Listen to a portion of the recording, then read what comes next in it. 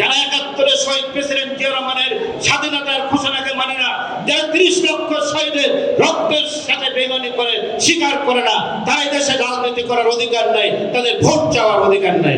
এইভাবে বাংলাদেশের রাজনীতির হাইয়ার করার কোনো অধিকার কারো নেই। সব সময় তার দুর্দিনে আওয়ামী লীগকে সহায়তা করেছেন। ৩১ দফা বাংলাদেশের মুক্তির কবচ, এর চেয়ে ভালো সংস্কার বাংলাদেশে হতে পারে না। ইতিহাস শব্দটি কি এদেশের মানুষ চিনে না, এটা গায়ে দেয় না খায় না মাখে এটাও জানে না বাংলাদেশের মানুষ। খুশিবাই চিটাঙ্গের মানুষ লালদিঘির ময়দানে শেখ হাসিনা বলেছিলেন ২ দিন আগে ৮৬ সালে যারা এরশাদের অধীনে নির্বাচনে যাবে তারা জাতীয় বেরোবে। সেখান থেকে এসে উনি নির্বাচনে গেলেন, সাথে নিয়ে গেলেন কাকে? ধানমন্ডির ৫ নম্বর রোডের একটি বাড়িতে সারা রাত বেগম জিয়া মিটিং করেছেন। আমি সেখানে ছিলাম। আমাকে বলল টেলিফোনটা ধরবা, কেউ ফোন করলে আমাকে জানাবে। জামাতের নেতারা বারবার ফোন করছেন, আমাদের ২-১ নেতাকে খুঁজছেন। আমরা তো নির্বাচনে যাচ্ছি, হাসিনার সাথে কথা হয়ে গেছে, আপনারা যাবেন না? ম্যাডাম বললো কাউকে ফোন দেবেন না। ফজরের নামাজ শেষ হলো, আজান শেষ হলো, বেগম জিয়া সাংবাদিক সম্মেলন করলেন। উনি বললেন আমি হোসেন মোহাম্মদ এরশাদের অবৈধ সরকারকে বৈধতা দেওয়ার জন্য নির্বাচনে যাব না। সেদিন একমাত্র দল বেগম খালেদা জিয়া নির্বাচনে যান নাই। অনেকে বলেছিলেন বিএনপি নিঃশেষ হয়ে যাবে। সেদিন জামাত, আওয়ামী লীগ সহ অন্যান্য সকল রাজনৈতিক দল বৈধতা দেওয়ার জন্য শেখ হোসেন মোহাম্মদ এরশাদের নির্বাচনে অংশগ্রহণ করেছিলেন। কিন্তু বাংলাদেশের মানুষ বেগম খালেদা জিয়ার সাথে ছিলেন।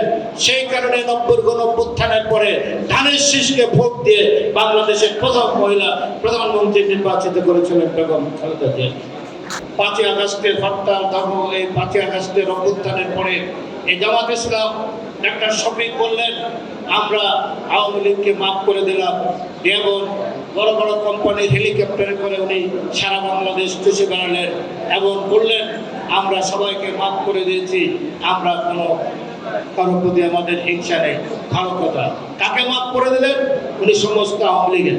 আমার এলাকায়, আমার নির্বাচনী এলাকায় আমি যেখানে বারবার নির্বাচিত হই, সেখানে আওয়ামী লীগের যত বিশিষ্ট নেতারা আছেন তারা জামাতের প্রথম সারিতে বসে থাকেন। কিভাবে? বলে এরা আন্ডারগ্রাউন্ড ভাবে আমাদেরকে সহায়তা করতে দিলাম, আত্মপ্রকাশ করে নাই। ওরা আওয়ামী লীগের, বিএনপি, জামাতের নেতা। আজকে যেমনিভাবে ঢাকা বিশ্ববিদ্যালয় ছাত্রলীগের নেতারা, ছাত্রলীগ নামধারী নেতারা ছাত্রলীগ করে শেখ হাসিনার টাকা পয়সা খেয়ে, তার ঘি মাখন খেয়ে পরে এখন নাকি তারা শিবিরের নেতা ছিল। এইভাবে বাংলাদেশের রাজনীতির হাইয়ার করার কোনো অধিকার কারো নেই। আমি শুধু একটি কথা বলতে চাই। আচ্ছা, এখানে আকল সাহেব ৪৭ সালের কথা বলেছেন। ৪৭ সালে পাকিস্তান হয়েছে। এই জামাত ইসলামের পূর্বসূরীরা মওদুদিরা সেদিন জিন্নাকে বলেছেন কাফের, সে মুসলমান নয়। হোসেন সৈয়দ সোহরাওয়ার্দী বলেছেন মদ্যপ, সে একটি মুসলমানের আকীদা নাই, তার মধ্যে তাকে নেতা মানেন নাই। তারা পাকিস্তানের সপক্ষে ভোট দেন নাই। ৬টি আসন ছিল এই জামাত ইসলামের পূর্বসূরীদের, তারা অবিভক্ত ভারতের সপক্ষে ভোট দিয়েছেন। তারা মহাত্মা গান্ধীকে ভোট দিয়েছেন, পণ্ডিত জওহরলাল নেহরুর পক্ষে ভোট দিয়েছেন, জিন্নাহ সোহরাওয়ার্দীর সপক্ষে, পাকিস্তানের পক্ষে ভোট দেন নাই। তারা ৭১ সালে আবার বাংলাদেশের জনগণের হত্যা সপক্ষে ছিলেন, আল বদলার সান্স করে এদেশের নিরীহ মানুষকে হত্যা করেছেন। আজকে আবার তারা পিয়ারের কথা বলছেন। এক এক সময় এক এক ৯৬ সালে যদি সেদিন জামাত ইসলাম যদি শেখ হাসিনার সাথে না যেত, আওয়ামী লীগ আজ পর্যন্ত বাংলাদেশের ক্ষমতা আসতে পারত না। সব সময় তার দুর্দিনে আওয়ামী লীগকে সহায়তা করেছে। আজকেও পিয়ারের নামক শব্দটি তুলে এনে বাংলাদেশকে বিভক্ত করতে চান, এই জুলাই বিপ্লবকে বিভক্ত করতে চান। এদেশে যারা আন্দোলন সংগ্রামে ছিল, ১৭টি বছর আমরা রাস্তায় ছিলাম, আন্দোলন করেছি।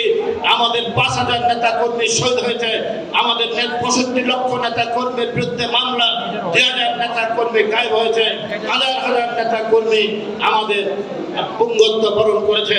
৪২টি রাজনৈতিক দলের সাথে ২ বছর আলাপ আলোচনা করে আমাদের প্রিয় নেতা তারেক রহমান ৩১ দফা প্রণয়ন করেছেন।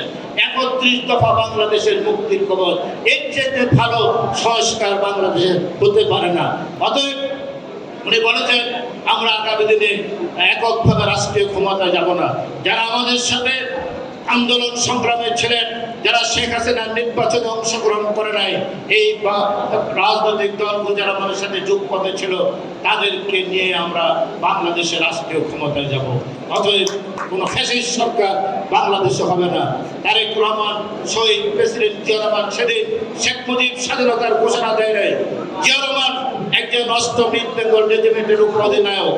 সেদিন স্বাধীন বাংলাদেশের চট্টগ্রাম কালুরঘাট বেতার কেন্দ্র থেকে ওই রিভোল্ট বলে 26 তারিখ মধ্যরাত্রিতে তারপর উনি স্বাধীনতার ঘোষণা দিয়েছেন। এই ঘোষণার মধ্য দিয়ে বাংলাদেশের মুক্তিযুদ্ধ হয়েছে। অতএব মুক্তিযুদ্ধের দাবিদার হচ্ছেন এই দেশের পাকিস্তানের সেনাবাহিনী থেকে যারা বিদ্রোহ করে সেক্টর কমান্ডার হয়েছে, জেনারেল উসমানী সহ যারা স্বাধীনভাবে মুক্তিযুদ্ধ করেছেন রণাঙ্গনে, তারাই হচ্ছে মুক্তিযুদ্ধ। আওয়ামী লীগ কোনো মুক্তিযুদ্ধের দল নয়, জামাত কোনো মুক্তিযুদ্ধের সপক্ষের দল নয়।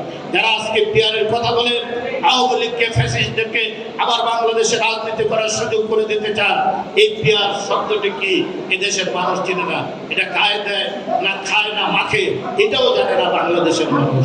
আপনি ভোট দেবেন আমির খুরশিদ মাহমুদ চৌধুরীকে, আর সিলেটকে জনাব ডাক্তার শফিকুর রহমান নির্বাচিত হবে। এই পিয়ার এদেশের মানুষ চিনে না। মানুষ চেনে যাকে ভোট দেবে, সকালে উঠে তার কাছে যাবে, তার কাছে তার সুখ দুঃখের কথা বলবে, তার এলাকার উন্নয়নের কথা বলবে, তার গরিব দুঃখী মানুষের সাহায্য সহযোগিতার কথা বলবেন। পিয়ার এখানে অনেকে বলেন তুরস্কের পিয়ার আছে, আগে তুরস্ক হয়ে নেন। তুরস্কের শতভাগ মানুষ শিক্ষিত, একটা উন্নত বিশ্বের দেশ, সেখানে মানুষ জানে কাকে কিভাবে ভোট দিতে হয়। এই দক্ষিণ পূর্ব এশিয়ার একটি দেশেও পিয়ার বলে কোনো শব্দ নেই। অতএব আপনারা যারা ভারত প্রীতি করেন, ভারত এত বড় গণতান্ত্রিক দেশ, তারাও তো পিয়ার বুঝে না। অতএব এই পিয়ার শব্দ নিয়ে বাংলাদেশে খোলা পানিতে মাছ শিকার করবে না। বাংলাদেশের আজকে অন্তর্বর্তীকালীন সরকারকে বলতে চাই, আপনারা এমন উপদেষ্টা বানিয়েছেন। শেখ হাসিনা বলেছিলেন আমার একজন কর্মচারী, আমার একজন বাড়ির চাকর, সেও 400 কোটি টাকার মালিক। আর এই 8-9 মাসে আপনার অন্তর্বর্তীকালীন সরকারের কোনো উপদেষ্টা বিয়েরাও 1000 কোটি টাকার মালিক হয়ে গেছে। অতএব কিভাবে লুণ্ঠন হচ্ছে, এই ক্ষমতা দীর্ঘস্থায়ী করে বাংলাদেশকে লুণ্ঠন করার যে প্রচেষ্টা চলছে, পিয়ারের নামে গন্ডগোল করে বাংলাদেশকে অরাজকতার সৃষ্টি করতে চান। তারা প্রকারান্তরে বাংলাদেশে জাতীয়তাবাদী শক্তির উত্থান চায় না। শহীদ প্রেসিডেন্ট জিয়া রহমানের উত্তরসূরি বেগম খালেদা জিয়া এবং তারেক রহমানকে বাংলাদেশের রাষ্ট্রীয় ক্ষমতা আসতে দিতে চায় না। আরেকটি দেশের ষড়যন্ত্রে তাদেরকে চিহ্নিত করতে হবে। আমি সুস্পষ্টভাবে বলতে চাই, যারা 71-এ শহীদ প্রেসিডেন্ট জিয়া রহমানের স্বাধীনতার ঘোষণাকে মানে না, যারা 30 লক্ষ শহীদের রক্তের সাথে বেইমানি করে স্বীকার করে না, তারা এই দেশে রাজনীতি করার অধিকার নাই, তাদের ভোট চাওয়ার অধিকার নাই। দেশের নাম্বার 1 ট্রেডিং অ্যাপ নিফটি ফার্স্টে পাচ্ছেন ট্রেডিং এর সব সুবিধা, dual exchange access, company analysis, portfolio তৈরি করা সহ আরও অনেক ইউনিক ফিচারের সাথে ট্রেড করতে ডাউনলোড করুন এক্ষুনি।